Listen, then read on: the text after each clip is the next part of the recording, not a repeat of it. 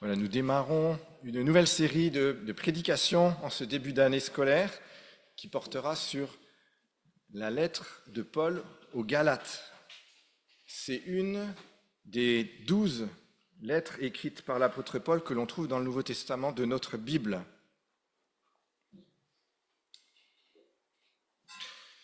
Que se passerait-il, on est en période de travaux, si on avait décidé de faire ces travaux d'ouverture sans faire attention, parce que c'est un mur porteur. Probablement que le mur se serait écroulé.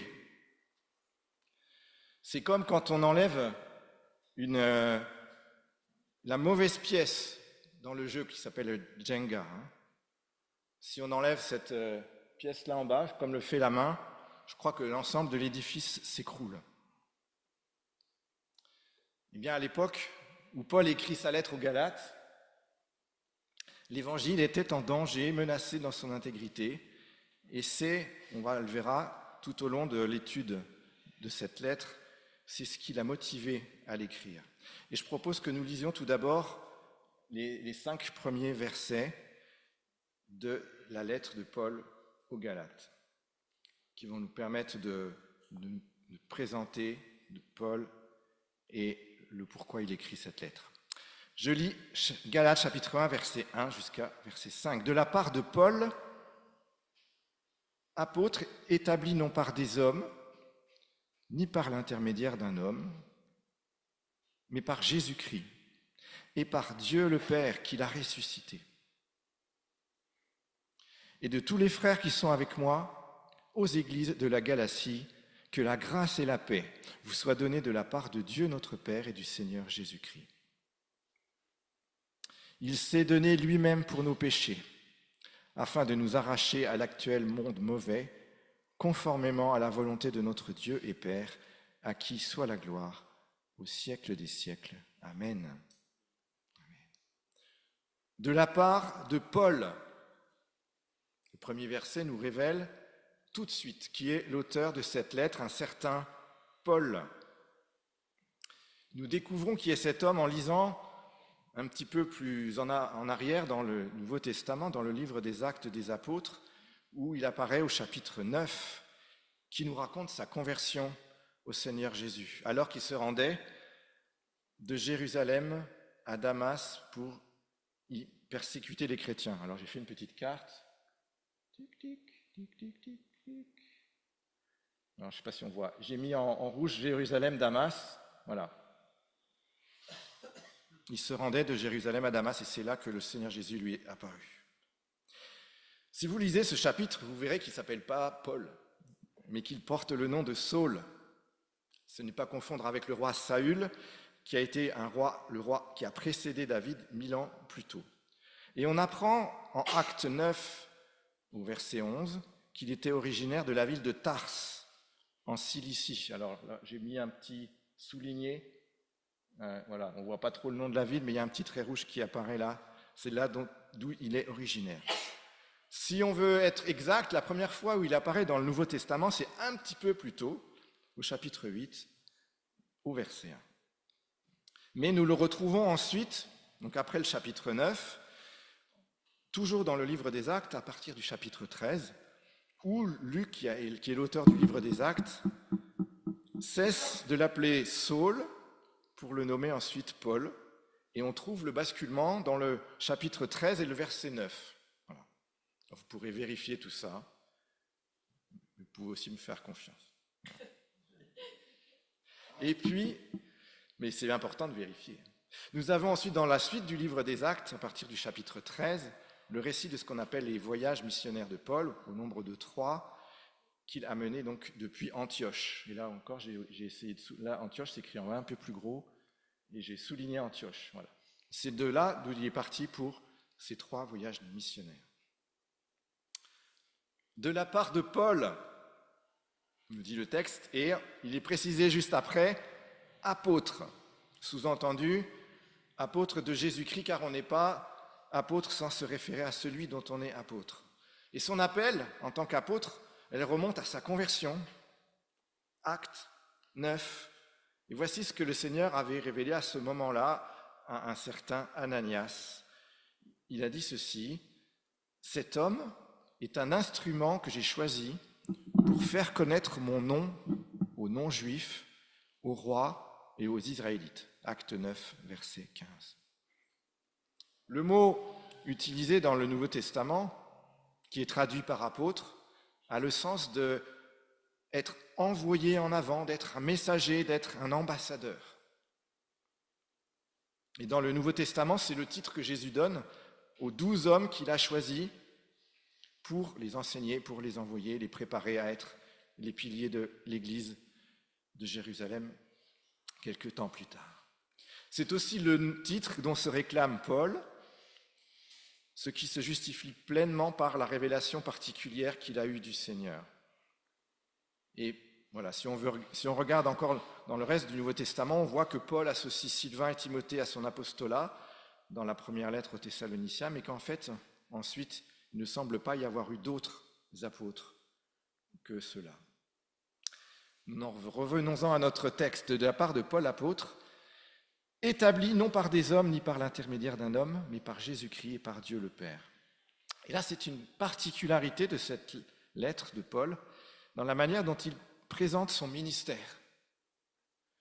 Il souligne son ministère ici, non pas comme étant une histoire d'homme, mais une histoire d'appel divin, et je dirais même d'un double appel divin, puisqu'il s'agit de Dieu le Père et du Seigneur Jésus-Christ. Son but est d'inviter ses lecteurs à porter attention à ce qu'il va dire par la suite. Car c'est en tant que chargé de mission, envoyé par Jésus-Christ et Dieu le Père, qu'il leur écrit. Et nous le verrons tout à l'heure, ce rappel est un préalable nécessaire et important pour amener la suite de sa lettre, parce qu'on va découvrir notamment que le ministère de Paul a été fortement remis en cause par certains détracteurs. Et ce n'est pas non plus pour rien qu'il associe au verset 2, il dit de la part de Paul, et il dit « et aussi de tous les frères qui sont avec moi ». Il rappelle ici qu'il y a également des frères et des sœurs qui sont pleinement reconnaissants de son ministère apostolique.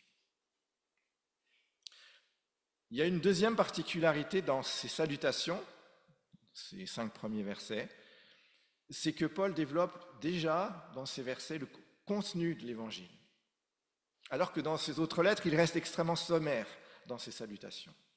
Et là aussi, c'est un élément important que l'on comprend vite quand on lit la suite du texte, car nous le verrons, l'Évangile de la grâce est en danger dans les églises de Galatie. Et voilà ce qu'il en dit. On peut le souligner, le rappeler, le voir. Tout d'abord, il rappelle que Jésus s'est offert lui-même en sacrifice pour nos péchés. Cela a comme conséquence que nous pouvons avoir le pardon de Dieu. Mais il y a plus, également l'œuvre de Christ à la croix nous permet aussi d'être, il le mentionne, d'être délivrés, arrachés au monde actuel mauvais, et de pouvoir donc mener une vie où nous sommes libres par rapport à l'emprise du péché. Ça, c'est la première chose qu'il rappelle. Ensuite, on voit qu'il rappelle également que Dieu a ressuscité Jésus. Et qu'ensuite, on voit que c'est Dieu le Père et Jésus-Christ qui sont ensemble, qui nous accordent la grâce et la paix. Cette grâce et cette paix que nous trouvons dans notre réconciliation avec Dieu le Père par la foi en Jésus. Et tout cela, ce n'est pas quelque chose que nous méritons, il le souligne, mais c'est l'expression de la volonté de Dieu le Père. L'engagement du Créateur de l'univers envers nous, ces créatures, pour restaurer ce qui a été brisé. En quelques mots, Paul nous rappelle ici la grandeur et la puissance de la bonne nouvelle, de l'Évangile, de la grâce de Dieu manifestée en Jésus-Christ. Je vous invite à lire maintenant les versets 6 à 10.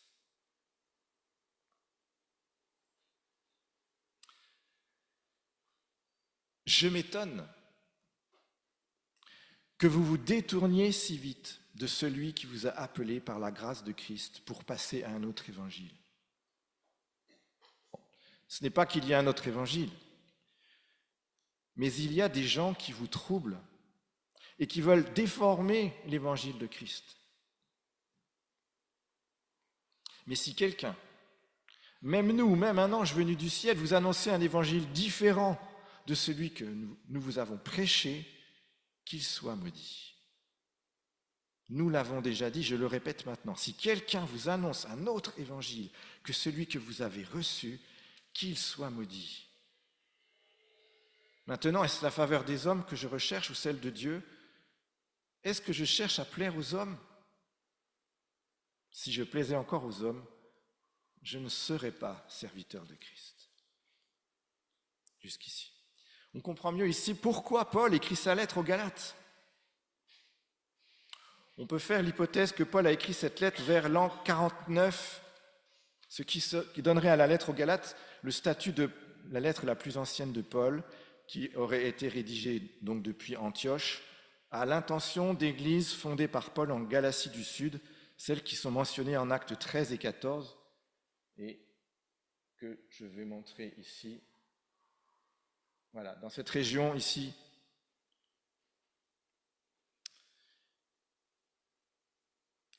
Et ce serait donc, à cette époque, peu de temps avant Acte 15, qui est un élément important dans l'histoire de l'Église, qu'on appelle le Concile de Jérusalem, et qui concerne justement cette problématique qui a poussé Paul à écrire cette lettre. Il faut savoir qu'il y a une autre hypothèse, tout aussi sérieuse, qui orienterait vers une date plus tardive, aux alentours de 56-57, et là, dans ce cas-là, la lettre serait écrite depuis Éphèse, à destination d'églises qui seraient plutôt un peu plus au nord. Mais je penche personnellement plutôt pour la première hypothèse, donc celle d'une écriture vers 49. Et si tel était le cas, ce qui est intéressant de souligner, c'est que les églises, donc, elle aurait été écrite 2 ans après la création des églises. Je ferme la parenthèse sur la date d'écriture et les destinataires. Paul écrit cette lettre pour éteindre le feu, car l'évangile de grâce était en danger. Il est mentionné ici des personnes que l'on peut nommer des faux docteurs qui ont débarqué dans l'Église, qui ont sapé l'autorité de Paul, qui ont dénigré son enseignement du salut par la grâce seule et par la foi seule. Pour eux, Paul serait un imposteur, un apôtre autoproclamé, un électron libre non reconnu par les 12 apôtres. Et ils cherchaient à imposer la pratique du judaïsme en plus de la foi en Jésus aux chrétiens d'origine païenne.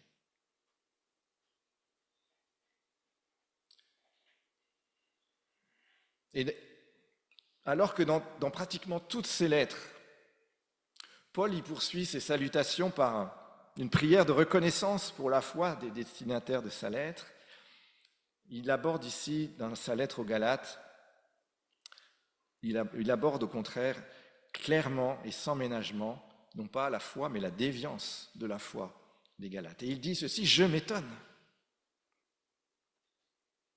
On pourrait dire qu'il est peut-être même plutôt stupéfait, profondément inquiet, peiné par leur attitude. Parce qu'il ne s'agit pas d'un glissement progressif, mais d'une volte-face qu'ils ont eu l'air de faire si rapidement et si facilement. Le mot qui est utilisé ici par Paul, par le mot « abandonner », certaines traductions disent « se détourner », ça signifie littéralement « transférer son allégeance ». C'est le mot qui est utilisé pour parler de soldats qui déserteraient ou de partisans qui changeraient de camp politique. Paul traite donc, ni plus ni moins, les Galates de déserteurs de la grâce. Et on voit même qu'il dit qu'ils ont abandonné Dieu. On parle ici de celui qui vous a appelé par la grâce de Christ, Dieu le Père. Car se détourner de l'évangile, de la grâce de Dieu, c'est se détourner de Dieu lui-même, parce que c'est un Dieu de grâce. Les Galates doivent donc se rendre compte qu'ils sont dans une situation dramatique. Paul met ici en cause des hommes arrivés de ses où, probablement de Jérusalem, dont l'enseignement est erroné. Et le mot que Paul utilise pour décrire leur action est fort également. Il dit qu'ils tentent de renverser, de pervertir, de tordre l'évangile. Et le mot utilisé pourrait être traduit par inverser ou retourner complètement. On voit bien qu'ici, ce n'est pas une petite déviation, mais quelque chose qui va profondément renverser la puissance de l'évangile. Et on voit l'impact sur l'Église d'une telle tentative de dénaturation de l'évangile. Paul dit qu'il sème le trouble. Et c'est l'Église en tant que telle qui est menacée, et c'est d'ailleurs ce qui sera rappelé dans le Concile de Jérusalem en Acte 15. Ces faux docteurs, qu'est-ce qu'ils enseignaient? Que la foi en Jésus était certes nécessaire, mais elle n'était pour eux pas suffisante. Ils disaient qu'il était nécessaire d'ajouter la pratique de la loi à l'œuvre de Christ, comme si l'œuvre de Christ était inachevée ou incomplète. Mais Paul le dit bien, il n'y a pas deux évangiles. Il n'y a pas deux manières d'accéder au salut. Il n'y a qu'un seul évangile, celui de la grâce, celui du salut par la foi, celui de la foi en Jésus seul. Et pour Paul, il est insupportable de voir altérer l'évangile de la grâce. Parce que si la loi doit être pratiquée pour être sauvé, alors on s'exclut de la grâce. Et Christ serait mort pour rien. Et Paul condamne ces faux enseignants avec une fermeté qui peut nous paraître démesurée, mais qui en fait est totalement justifiée quand on comprend la gravité du danger que ces hommes représentent. Et il revenait aux églises de refuser catégoriquement d'accueillir et d'écouter de tels hommes.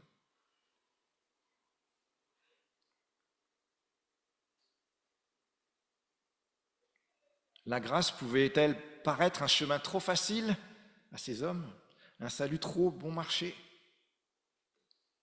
Accusait-il Paul de présenter un évangile attrayant, accessible, mais pas à la hauteur des exigences de Dieu? Paul s'en défend ici au verset 10 en rappelant qu'il agit et parle non pas en son propre nom, mais en tant que serviteur de Christ. Ce mot qui littéralement signifie esclave de Christ. Il rappelle là qu'il n'agit pas de sa propre initiative, mais qu'il est pleinement soumis à son maître et qu'il ne cherche pas à plaire à des hommes. Il n'y a qu'un seul évangile, celui de la grâce seule, du salut par la foi seule, en Jésus seul. Ce texte peut nous interpeller. Quel évangile vivons-nous? Et quel évangile prêchons-nous?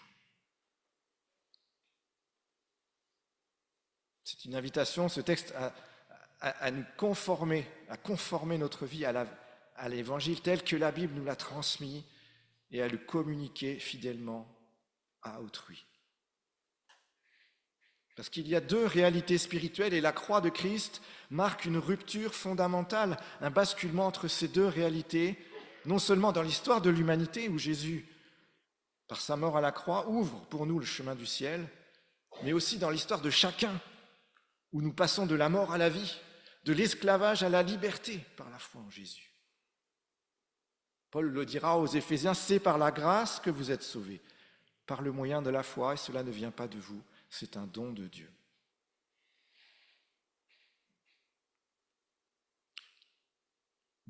Un premier danger pour nous est de croire et d'être tenté de croire que la faveur de Dieu se mérite en faisant des choses bien, en apportant une offrande particulière, que la protection de Dieu s'obtient par des gestes qu'on pourrait qualifier de magiques, par le jeûne et la prière. Non. Si Dieu nous est favorable, ce n'est pas sur la base de ce que nous faisons ou ce que nous ne faisons pas, mais c'est sur la base de ce que Jésus a fait. Non, l'exaucement de nos prières ne s'achète pas par une offrande. Non, la protection de Dieu ne dépend pas de gestes rituels à accomplir, mais elle nous est acquise par la victoire de Jésus sur les puissances du mal à la croix de Golgotha. Non, la plénitude de l'Esprit ne s'obtient pas par notre piété, car nous avons tout pleinement en Christ. Colossiens 2, verset 10. Par sa puissance, en effet, Dieu nous a donné tout ce qu'il faut pour vivre dans l'attachement au Seigneur, en nous faisant connaître celui qui nous a appelés par la manifestation de sa propre gloire et l'intervention de sa force. Ainsi, nous bénéficions des dons infiniment précieux que Dieu nous avait promis. Il a voulu, par ces dons, vous rendre conformes à ce que Dieu est, vous qui avez fui la corruption que les mauvais désirs font régner dans ce monde. Dieu nous a donné tout ce qu'il faut pour vivre dans l'attachement au Seigneur. Ça, j'ai cité 2 Pierre 1, versets 3 et 4. Il n'y a pas de chrétiens, c'est-à-dire de gens sauvés par grâce, qui n'aient reçu le Saint-Esprit. Il n'y a pas non plus de chrétiens qui n'aient reçu un don spirituel. Toute autre considération nous fait sortir du cadre de la grâce. Un deuxième danger pour nous est d'être tenté de dire que finalement le péché n'est pas si grave que ça, parce que Dieu nous pardonne, et de mépriser ainsi la grâce de Dieu. Mais comme Paul le dira au chapitre 6 de sa lettre aux Galates, il dira de manière assez forte, on ne se moque pas de Dieu. Oui, le péché est grave, parce que le péché nous sépare de Dieu. Non, on n'ira pas tous au paradis. Non, tous les chemins ne mènent pas à Rome. Jésus dit, large est le chemin qui mène à la perdition et étroit le chemin qui mène à la vie. Alors, Dieu nous invite à choisir la vie afin que tu vives.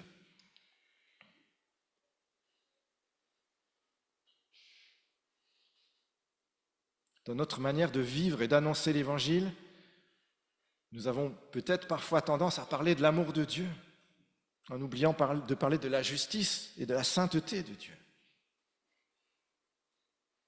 N'édulcorons pas l'Évangile de Christ, ne banalisons pas le péché. Attachons-nous à vivre d'une manière qui glorifie Dieu. Et Jésus l'a dit lui-même, si vous demeurez dans ma parole, vous êtes vraiment mes disciples. Vous connaîtrez la vérité, et la vérité vous rendra libre. Et Paul le dira aussi au chapitre 5 de sa lettre aux Galates, il dit c'est pour la liberté que Christ nous a affranchis. Soyons donc certains que Jésus veut nous délivrer de toute dépendance, de toute emprise mauvaise.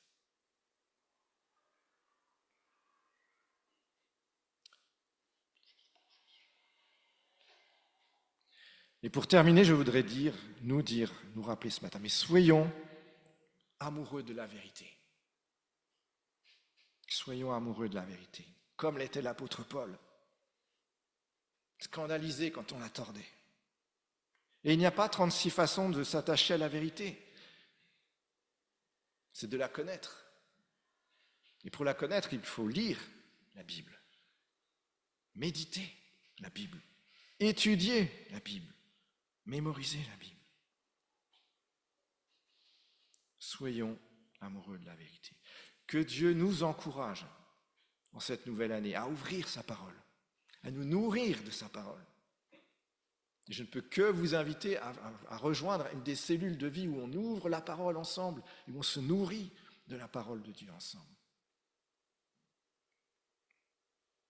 Que Dieu nous aide à examiner aussi tous les discours que nous entendons à gauche, à droite, à la lumière de sa parole, qui est la toise avec laquelle nous devons examiner toutes choses et retenir ce qui est bon.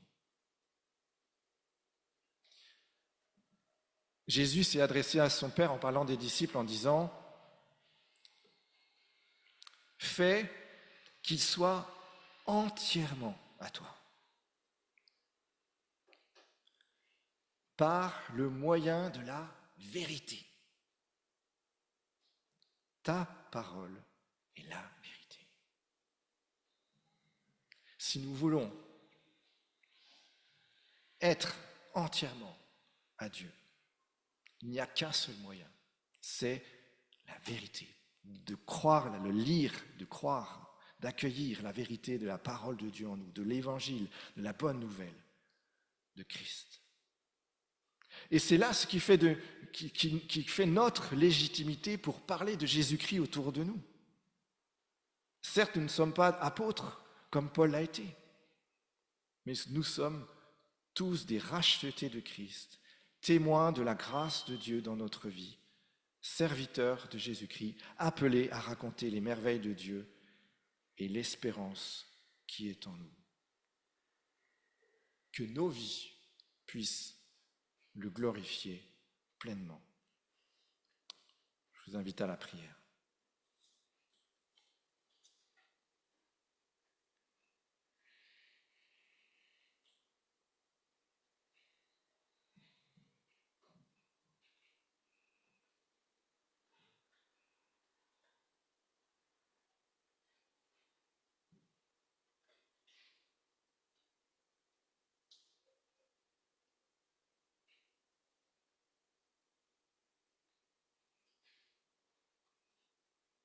Seigneur, nous réalisons que nous avons parfois tellement de mal à nous mettre à l'écoute de ta parole.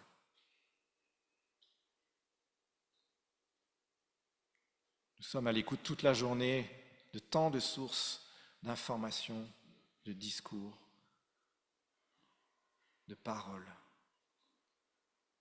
Mais il n'y a qu'une parole qui donne la vie. C'est le message de la croix. C'est ta parole, c'est la Bible. Seigneur, je te prie que nous puissions être à ton écoute, que nous puissions prendre le temps, chacun, quotidiennement, ensemble, pour nous mettre à ton écoute, pour nous laisser instruire, pour nous laisser diriger nos vies, Seigneur, d'une manière qui t'honore, Seigneur. Nous pouvons être tellement tentés par la religiosité, par des actes extérieurs, par des actes de superstition. Mais Seigneur, la foi en Jésus, ce n'est pas cela. C'est un abandon complet de sa vie entre tes mains. Reconnaître que nous sommes perdus sans toi et d'invoquer ta grâce et ton pardon sur nos vies. D'être régénérés par l'Esprit Saint pour nous, qui veut nous conduire dès à présent dans une vie nouvelle. Et dans la vérité. Seigneur, garde-nous d'être attirés par des discours qui ne sont pas conformes à ta parole et de rester fidèles, Seigneur. Parce que, Seigneur, c'est l'Esprit Saint lui-même qui éclaire nos cœurs pour que nous puissions comprendre ta parole et persévérer. Seigneur, merci pour l'Église, parce que c'est aussi ensemble que nous pouvons demeurer fidèles à ta parole, que tu ne nous as pas laissés seuls. Alors nous te bénissons pour tous nos frères et nos sœurs. Te bénissons pour le fait que la Bible, nous pouvons la lire, Seigneur, sans être inquiétés, alors que tant de frères de par le monde se cachent.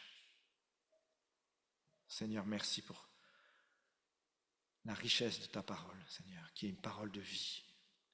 Encourage-nous ce matin à nous en nourrir pleinement. En Jésus-Christ. Amen.